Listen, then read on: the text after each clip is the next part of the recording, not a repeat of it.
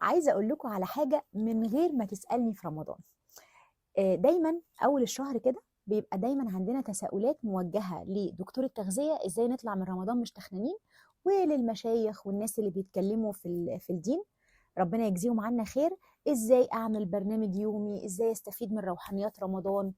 أنا عايزة أقول لكم على حاجة مهمة جدا، هذا السؤال المفروض يتسأل لنا إحنا كمان بتوع التغذية الصح اللي فاهمين فانكشنال أو تغذية وظيفية. ليه يا جماعة؟ لأنه العلاقة وثيقة جدا جدا بين الجهاز الهضمي والتغذية والمود والروحانيات. صعب جدا أي حد يوصل لمرحلة إنه روحانياته تعلى ويقدر إن هو يبقى في مود كده إنه يستشعر الفايبز الجميلة اللي بتبقى موجودة في كل مكان في رمضان وهو ما بياكلش كويس.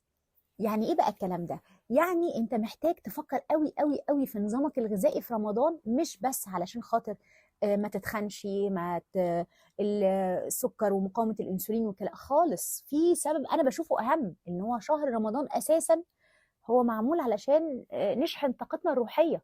عمر ما طاقتك الروحية هتتشحن وانت بتاكل غلط.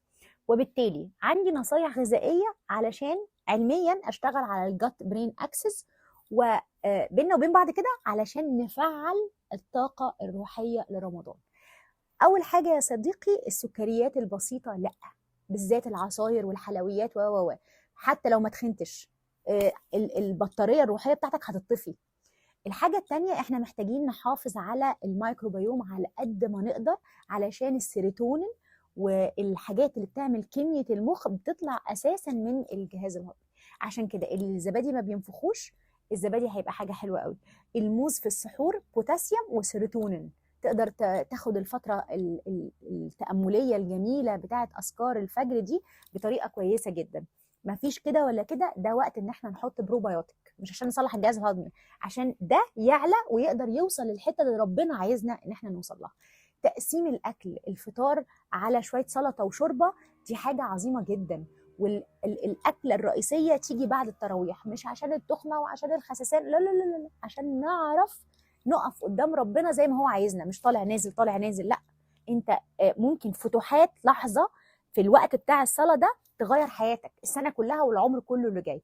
فارجوكم وانتوا بتفكروا في الاكل، كفايه بقى تفكير في السعرات، عايزين نفكر في علاقه الجسد والروح، وازاي علشان روحي تبقى عاليه اكلي لازم يكون عالي الجوده. جت برين اكسس والنظام الغذائي لرمضان روحيا مش جسديا. صباح الفل عليكم.